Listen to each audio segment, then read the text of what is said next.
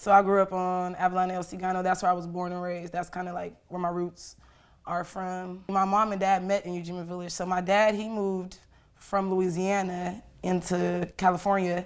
And then my mom, she lived with my grandma, and they lived in Ujima Village. It's a blood neighborhood. It's gang banging, drive-bys, anything that you could imagine in the urban culture, I experienced living in Ujima Village.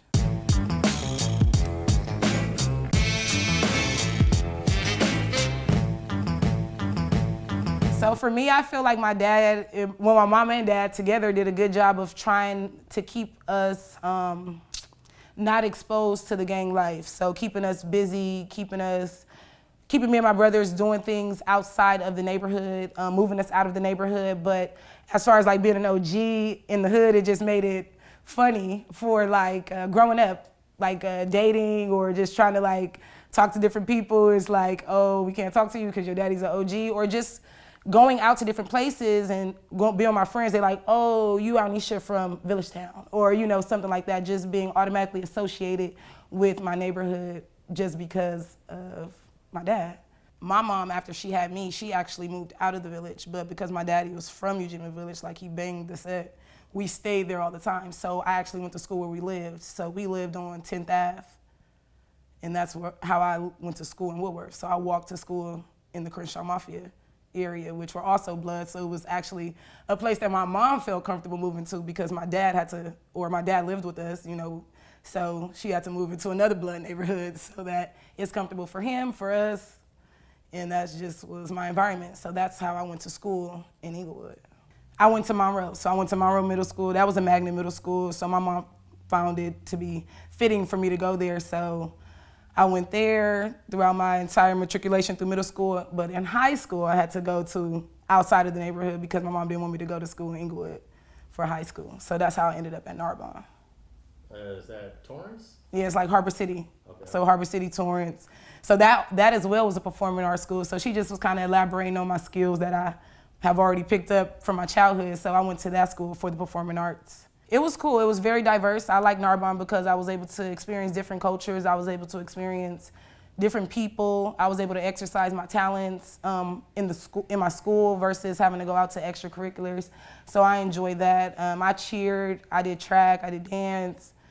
I was in the science program. So I excelled at Narbonne. I was able to be who I really am at that school. I feel like there was no pressure. It was just cool. It was a cool school to go to. I loved the experience. And it got me to be able to go into college, whereas other people in my neighborhood hadn't done so. So I just feel like I was exposed to different things going to Narbonne. Upon graduating from high school, I knew I wanted to move out of California, not because I didn't like California, but I wanted to just be exposed to something different. So I wanted to move to Atlanta because it was a large city, kind of like LA. And then I did my research and it was a Black Mecca. And I felt like I would fit in that particular area. So I applied to Clark Atlanta University, and that's why I chose to move to Atlanta. I was a first generation college student. And I feel like that for my family was like an accomplishing moment. My mom, she had me at 15. My dad, OG, you know, gangbanger. So that's something for my dad to brag about. He's happy that he's able to produce, you know, what you would want to produce in a child. And then for my mom, for her, the struggle was just being a teenage parent and then being able to produce what you would want to produce for your own life, for her own life, if you will. So me going to college was an accomplishment for both me and my family. So everybody was happy. And it was something that was easy for me to do just because of the lifestyle that I was given, you know, growing up. I was exposed to a lot of different things that allowed me to be able to fall right into the college lifestyle or be able to be accepted into the college lifestyle with ease. Atlanta is definitely a lifestyle in itself. So in addition to being in college and pursuing just the college lifestyle, Atlanta in itself it like celebritizes people. I don't know, like people live a lifestyle that's kind of unimaginable. They go to the strip club and they throw money and they drive nice cars, and these are all, to me, it was my first time experiencing that with Black people, you know, so seeing a lot of Black wealthy people was kind of like, what do you guys have going on? So for me, I feel like I just was associated with the wrong, not even necessarily the wrong crowd, but I followed the wrong crowd in a sense. So I got with people who were doing scams and anything to make money fast. So that was the lifestyle that I kind of got into. Being that I was street smart because of where I come from, and then being book smart, I felt like I knew what I was doing. So being associated with these type of people, it was like, okay, what do you have going on? Because I'm trying to make that type of money too. So that's how I was introduced to a whole different lifestyle. What specifically did you get involved with in terms of felonious activities? So I for me, it was more of like credit card scams.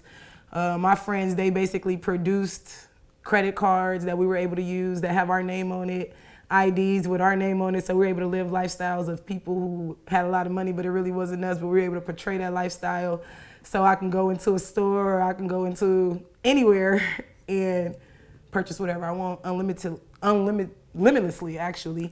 And that just kind of created a monster in me. Once you get the fast money, it's just like, this is too easy. And in addition to being a college student, having my consistent schedule, outside of that, I was able to live a different lifestyle to finance the things that I felt at the time were like the finer things or things that I wanted to do because it was fun to do so.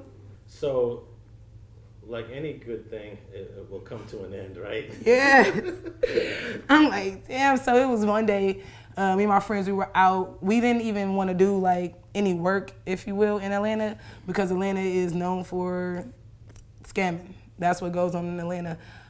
So we was leaving out of the city to go to a different state, to a slower city, if you will, because Atlanta is considered a big city over in the South. So we was going over to a smaller city to work, and in the midst of working over there, so for example, there was like a store that we went to, somebody's car didn't work, and the lady who worked at the store basically called the police like, oh, this car didn't work, and we were pulled over with a whole lot of merchandise and a whole lot of money with us. And from that day, that's where all of my life basically changed, because that day we were arrested, and that was the start of my new lifestyle. We like driving. We was basically ending our day. We were ending our day. We drove up there at night. We basically stayed in the hotel that night, woke up the next morning, went to work for a couple of hours, if you will. And then we like, okay, after we hit that store and it didn't like go through, it was like, okay, let's just leave. Like that was more of the thing. Like, let's just go back to Atlanta. In the midst of going back, so we on the freeway, and like, oh shit, the police. Police come. One police car is like, one police car, and one time, two times, three times, four times. Next thing you know, we surrounded by all police cars. So we in the car trying to figure out how to look like we're just regular civilians, and they pull us out the car. They already knew what they was pulling us over for. They were looking for us. So once we left, the lady basically called the police, let them know what type of car we were in, not even who was in the store or what was going on, but let them know what type of car we were in. They pulled us over.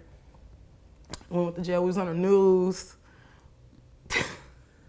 It was a crazy day. Like, they had it like we were like ringleaders of Atlanta. Myself and another friend, they had it as if we were like ringleaders of this big scam in Atlanta, and we came up here to just bring the business up here, and it was like a really big thing. They portrayed us to be worse than what we actually were at the time, but yeah. Thanks for watching StreetTV.net. If you're not subscribed, please hit that button below and click the bell to receive alerts and notifications. Like and comment below to give us your feedback, and be sure to watch the 2 related videos to the right. If you want to support this platform or follow us on social media, visit the links in the description and listen to our weekly podcast, The Gangsta Chronicles, every Thursday. And thanks for watching StreetTV.net.